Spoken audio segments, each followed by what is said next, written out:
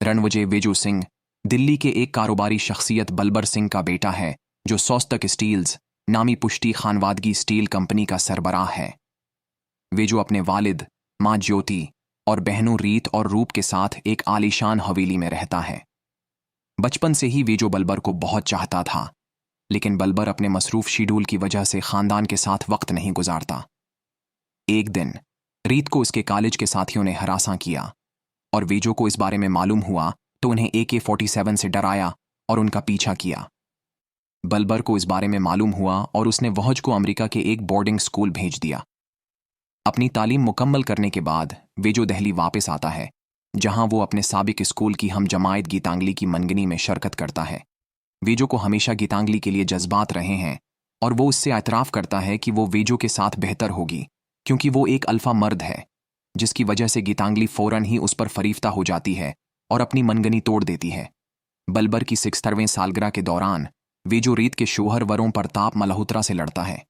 एक चीज़ दूसरी की तरफ ले जाती है और वेजो को घर से निकाल दिया जाता है।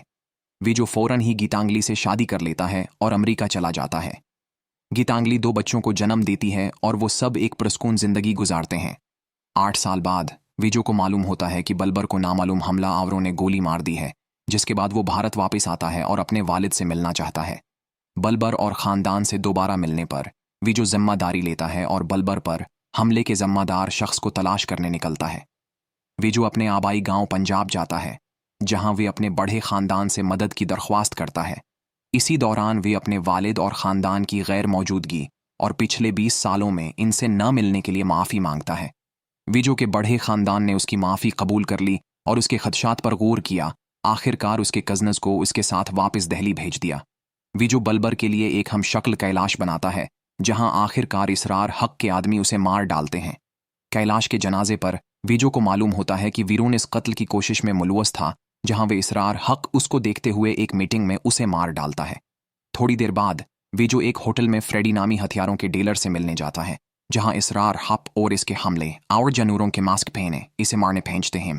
ताहिम शदीद जख्मों के बावजूद वेजो इन्हें शिक्स्त देने में कामयाब हो जाता है और खुमा में चला जाता है। 2 हफ्तों बाद खुमा से जागने पर वेजो को मालूम होता है कि उसे दिल का दौरा पड़ा है और फौरी पेवंद की ज़रूरत है। वेजो आखिरकार एक डोनर तलाश करता है और कामयाबी से सेहतयाब हो जाता है, जहां उसे मालूम होता है कि डोनर जोया नामी एक लड़की की मनगीतर है। वेजो इससे मिलना शुरू और उसके कज़न उसे मारने के लिए उसके घर में घुसते हैं, जहां वो अबरार के आदमियों को मार डालता है और अबरार की बीवियों को उसका ठिकाना जाहिर करने की धमकी देता है। अबरार की बीवियां बताती हैं कि अबरार आबिद के साथ फरार हो गया था और अपने प्राइवेट जीट में दूसरे मुल्क जाने का मंसूबा बना रहा है। वेजो और उसके आदमी रनवे पर उनका पीछा करते हैं, उनकी परवाज रोकने में कामयाब होते हैं।